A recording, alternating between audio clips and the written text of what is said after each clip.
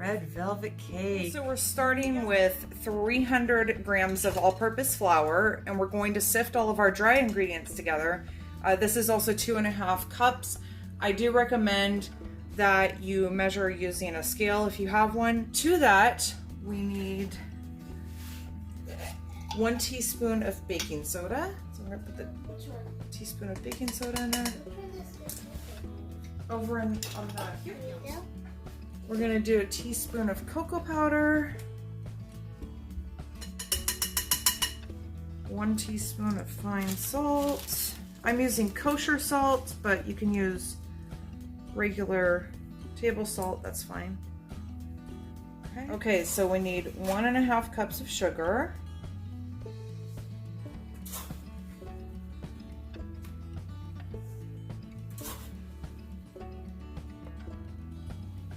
And then we're just gonna sift all of this into the bowl and set it aside. Mariah, do you see what I'm doing? No, you're okay. So this is what you do when you sift everything together. It's mixing it, but it's also making sure we don't have any lumps inside of the batter. See all those lumps right there? Yes. If we were to just pour everything in there, we would have lumpy stuff in there. So we want to get rid of all of the lumps. And then when we get down to this part, we can just kind of push it all through. And if there's any lumps that won't go through, we can just toss it out. Yeah. Or we can just flip it over. Well, no, I don't want to flip it over because we don't want these lumpy things right there, because we want the cake to be nice and silky and smooth. So now we're going to take this and set this to the side. Right there. Okay, so we need to get 1.5 cups of vegetable oil. You can use canola oil or any neutral oil is fine. Just not olive oil. So that's 1/2.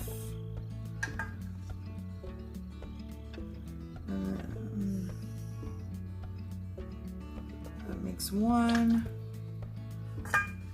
We need 1 more 1/2. 1 cup of buttermilk, and this needs to be at room temperature. So before you get started, make sure that you take this out of the refrigerator and just let it sit out for a while. So we have our 1 cup of buttermilk. And then we need 2 large eggs. The eggs also need to be at room temperature. Crack them 1 at a time in a separate container, just in case you have any shells or if you unfortunately have a bad egg. There's 1.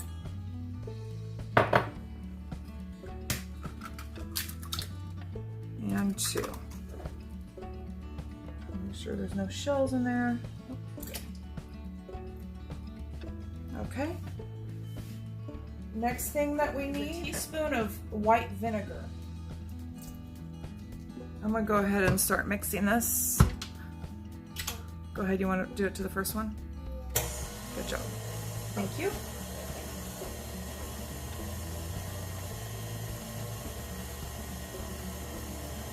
And then we need a teaspoon of vanilla and 2 tablespoons of red food coloring. All right, you want to add this to it? Yes, please. Okay, we're gonna do a teaspoon. Okay. Perfect. And then we need an entire 1 ounce bottle of red food coloring. Mm-hmm. Me too. Don't spill this anywhere else, okay? Okay. Because it stains. And we need 2 drips of it. This is equal to 2 tablespoons. Yeah. So it would fill up this twice. So we have an entire 1 ounce bottle, which is the equivalent of 2 tablespoons of red food coloring. If you're using gel food coloring, you won't need as much, so you're just gonna have to test and see how much you need for gel, because I'm not really sure. But it's probably about half the amount. But I'm just using regular food coloring. Okay, go ahead and empty the entire bottle in there. Carefully. Okay. You got it? Okay, don't spill it on the seat. Good. Pour the whole thing in there. Do we have more of it?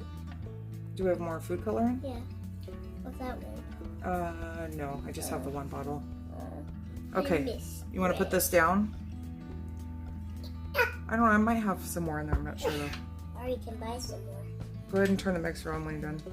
There's the first roll Yeah. and the second roll. There you go. God, look at that. Isn't that cool? Yeah. It's so bright red. It kind of looks like my birthday. And make sure you can see it on the camera. Can you see it in the camera? Oh, yeah. Oh, yeah. Here, you can turn it up a little bit. Turn it on 2? Yeah. Sorry, I put it on 2 the first time. That's okay.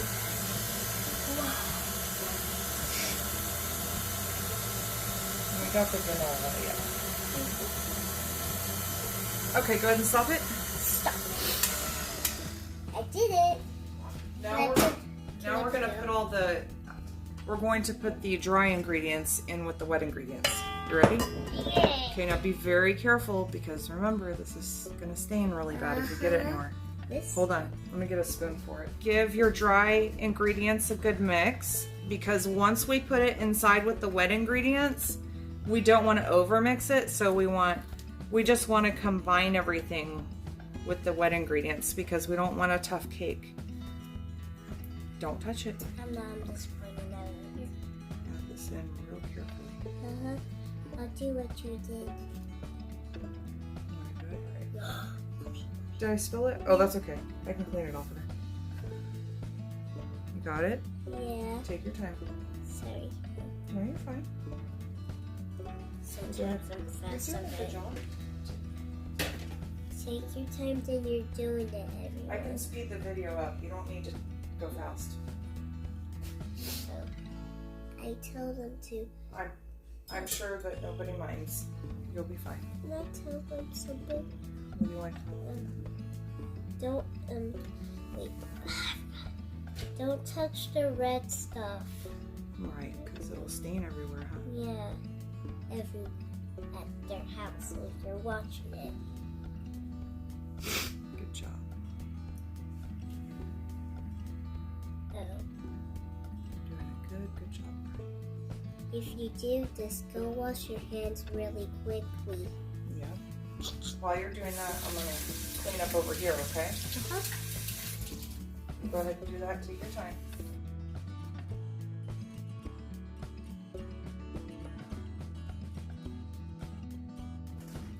One of the most important things is to clean up as you go. Because you don't want a big giant mess at the end. You hear that? That's okay. If they Keep didn't going, hear that, I'll just say that. You're fine. I just want to be a big girl. You want to be a big, you are a big girl. You need help? No, the skin's moved out.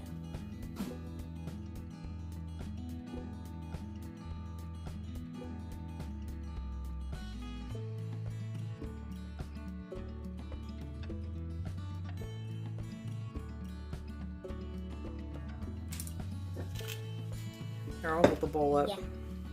And then you can scoop it in. Ready? Alright. Good job, Mariah. Okay. Now let me grab the whisk attachment real quick. When I grow up, I want to be a cooker. You do? I think. I don't know what to be when I grow up. So you can cook anytime you want. Okay. Let's go ahead and lock that. Wait. Oh. Make sure you just go to the first one, okay? Because we don't want a flour to fly everywhere. It's okay. Sorry. It's okay. I keep getting it bad.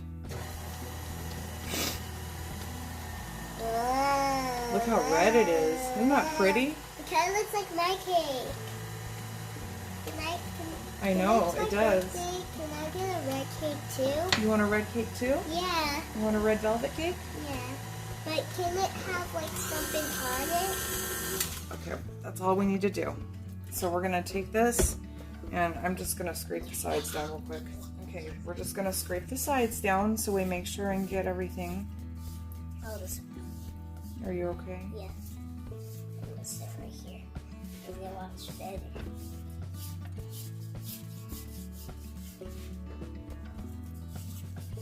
You're getting really good. Okay, I'm gonna turn the mix around one more time for just a second. Yeah, here, I'll hold it. That's good. Okay, that's all we need to do. Hey, let me tell them something real quick. Okay. That'll be my last talk. Okay. If you made an accident, that's okay. That's okay. Yeah. That's right. Okay, so this recipe originally calls for 3 pans. Oops. I don't have 3 cake pans anymore. When we moved, I got rid of a lot of things and I haven't got everything replaced yet, but I'm gonna go ahead and split this in between 2 cake pans, and I'm gonna make either a 4-layer cake or a double layer cake. I haven't decided yet. So I'm gonna go ahead and get these in. Your oven needs to be preheated at 350 degrees. If you have a convection oven, make sure that it is not on the convection setting. They're going to bake for about 30 to 35 minutes if you're using 2 pans. For 3 pans, the original directions say to bake for about 30 minutes, but although I haven't made this cake in a while, I do remember it's a lot less time if you're splitting this in between 3 pans. I want to say it was more like 20 minutes. So go ahead and make sure that you check your cakes at about 20 minutes. Make sure a toothpick comes out clean. That's how you know it's done. And I'm going to go ahead and do these 2 pans. I'll let you know exactly how long it took to bake both of these. Just give this a little bit of a mix real quick. And if you want to be super accurate with it, you could actually get a scale, but I'm just going to eyeball it. This cake is so beautiful. I mean, it is the most bright red velvet cake I think I've ever seen. And the taste is amazing. That's why I've stuck with this recipe for so long. I remember the first time I saw it on Food Network, I was like, oh my gosh, it looks so good. And I tried it and it was absolutely wonderful. We'll talk about the frosting in a little bit too. The original recipe calls for a cream cheese frosting. But I'm not using that today, and that's just because my son requested that I just make a vanilla frosting.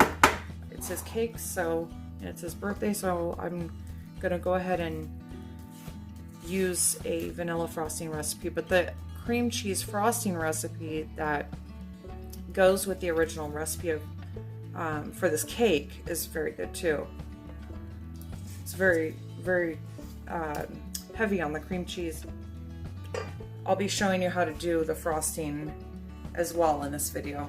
So we're gonna go ahead and get these 2 cakes into the oven at 350 degrees, and I will let you know exactly how long it took for me to get these cooked all the way.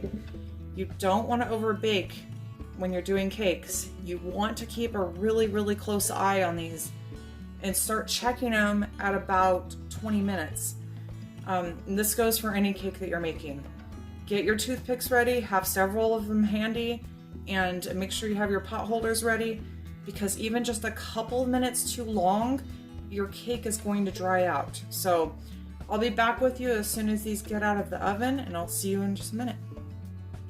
Okay, these baked for exactly 30 minutes, and as you can see, the edges are starting to pull away from the side of the pan, and that's what you want to look for. I already poked them with a toothpick. They came out clean.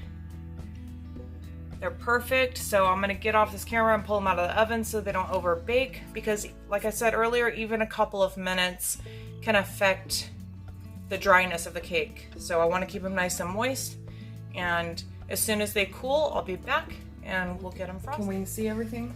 Yes. Yes? Okay. All right, so we've got the cakes. The cakes are out of the oven. They've cooled completely, and I actually left them in the cake pans and covered them with plastic wrap so that it could retain a lot of the moisture. And I gotta try to get this one out. Hold on. I got that one out pretty easily. I probably should just set it back in the pan for now. Okay. Because we need to frost this one first. Okay, so we have our frosting.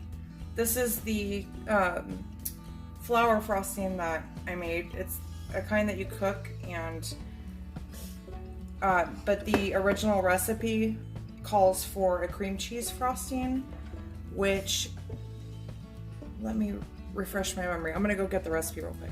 Okay, so the recipe actually calls for a cream cheese frosting. So if you want to make this the original way, you would get a pound of cream cheese that's softened, and you want it really good at room temperature. You want 4 cups of sifted powdered sugar, 2 sticks of unsalted butter, which is a cup of unsalted butter, and then a teaspoon of vanilla extract. And you would take the cream cheese and you would beat that really well until it's nice and creamy, and you would add in the butter, and then you add in the powdered sugar slowly, a little bit at a time, so you don't have a powdered sugar explosion everywhere. And then you flavor it with vanilla, with a teaspoon of vanilla. But we're using a different type of frosting today. Can I do it? You want to do it? Yeah. Okay, go ahead and spread some of the frosting on there. No, I've got another thing. I'll help you with it. Yeah. Thank you. Thank you. Okay. I like doing this video. You do. Yeah, I want to make videos now. This cake is going to be so good. Mm-hmm. Can't wait to try it. So I decided to do a 2-layer cake instead of a 4-layer. So, Are you showing them the cake? yeah, like you did. Parchment paper off. Yeah, here. You got it? OMG, it's so good like that. Okay, we're just going to place this right on top. Some people like spread the creme like on the sides really good. Yeah. Like this. You can, here, I'll put this next to you. Can I do that? Mhm. Okay. And then if you ever start to get, like if you're spreading the frosting and you happen to get crumbs in your frosting, just spread a thin layer on top and then go and put it in the freezer for a little bit, for about like 15 minutes, and that'll give you a crumb coat. Are you okay, Mariah? Yeah. Just coughing. Mariah's a little bit sick. She's been fighting off a cough I can't go for. to school anymore. Well, you can go. Yeah. You'll be able to go again. Yeah. So if we're at this point and you start to get any kind of crumbs on the top, that's when you would want to take this and put it in the freezer, just like this, and that way you'll have. Hold on a second. You'll have a frozen layer to then spread some more frosting on top of. That way you won't get any more crumbs. Just a second, Ryan. I like that one better. Here you go. Thank you. I'm not much of a cake decorator. Yeah. You are. Yeah. Sometimes. I make good cakes, but I don't really. I've never gotten into the actual decorating part. I've done a couple of cake decorations, but I really don't. You won't often see me with a piping bag. Let's just put it that way. I use it once in a while. I'm more concerned about what the actual cake tastes like as opposed to the looks of it. Just get on my knees. You got it? Just trying to get down here. And then when we're done with this, I would normally put crushed pecans on it. You can either put the pecans up the sides or on top or over the whole thing. It's up to you.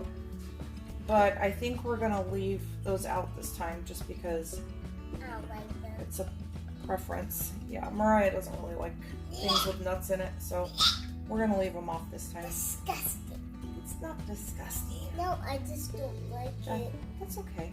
I didn't mean to say it. Some people And you like- could just leave the cake. Hold on, let me show them.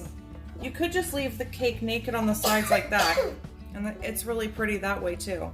But we have a ton of frosting, so I'm gonna go ahead and give it a frost on the sides as well.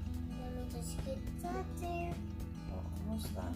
Yeah. And this frosting can be stored in the refrigerator for about a week. Yeah. We're making a giant mess over here. Uh-oh. That's okay.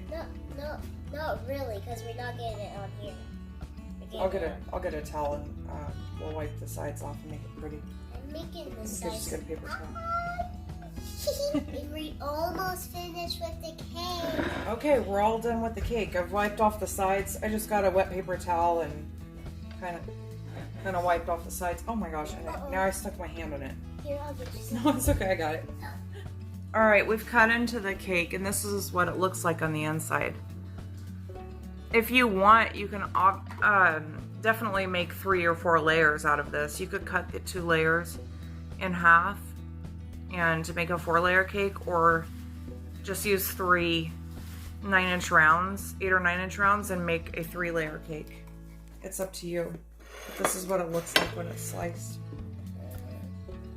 This is the red velvet cake that I've been making for many, many years. Thanks to an episode on, I can't remember what show it was I watched, but it was Cakeman Raven, I believe, was on Food Network one time. I believe that was his name. It was a long time ago. But this is what it looks like. And it has been the best red velvet cake I've ever had, and so I've just always used it. Everybody I've ever made it for has always loved this. Alright, it's time for a taste test. Let's see how it turned out.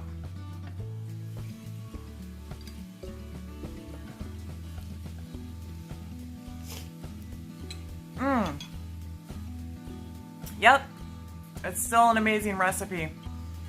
You have to try this cake. It is so good. Thank you so much for watching. I really appreciate you being here. Please like this video. Thank you. Like this video and subscribe to the channel and share it out. And thank you to all of the people who have recently subscribed. We really appreciate you. And we'll see you on the next one. Bye.